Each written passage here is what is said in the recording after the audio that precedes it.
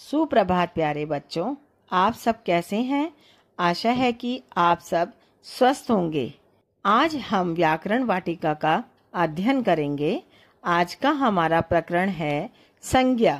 संज्ञा के बारे में आप अपनी पिछली कक्षाओं से पढ़ते ही आ रहे हैं, लेकिन आज हम संज्ञा को और विस्तार से समझेंगे। ये तो आप जानते ही हैं कि किसी व्यक्ति, वस्तु, स्थान, प्राणी और भाव आदि के नाम को संज्ञा कहते हैं। तो आइए अब इसे चित्र और वाक्यों की सहायता से पढ़ते हैं। राहुल की माँ ने उसे फल लाने के लिए बाजार भेजा। बाजार जाने की सुनते ही वह खुशी से उछल पड़ा।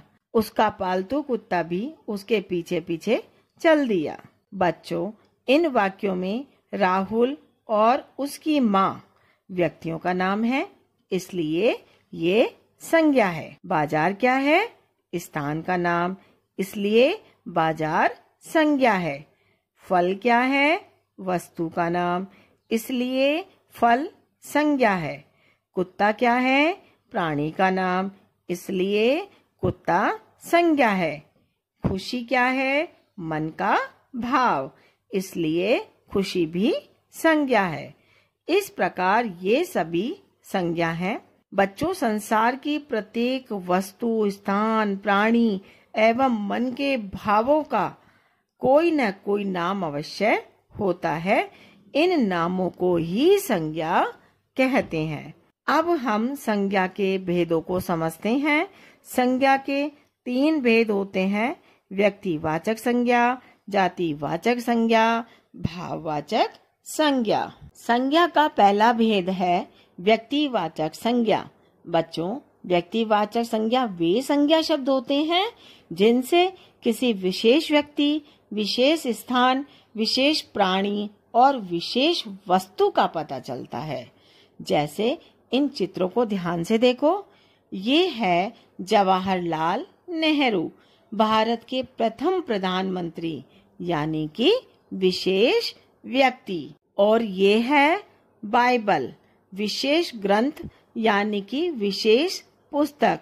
ये है ताजमहल, हमारा प्रसिद्ध दर्शनीय स्थल यानी कि विशेष स्थान। ये है बाघ, हमारा राष्ट्रीय पशु यानी कि विशेष प्राणी। बच्चों, ये सभी विशेष व्यक्ति, वस्तु, स्थान तथा प्राणी के नाम है, इसलिए ये सभी व्यक्तिवाचक संज्ञा है। संज्ञा का दूसरा भेद जातिवाचक संज्ञा। बच्चों, जातिवाचक संज्ञा वे संज्ञा शब्द होते हैं जिनसे व्यक्ति, स्थान, वस्तु तथा प्राणी की पूरी जाति का पता चलता है। जैसे अखबार शब्द कहने से नव भारत टाइम्स, हिंदुस्तान टाइम्स, दैनिक जागरण, जनसत्ता आदि सभी अखबारों का बोध होता है।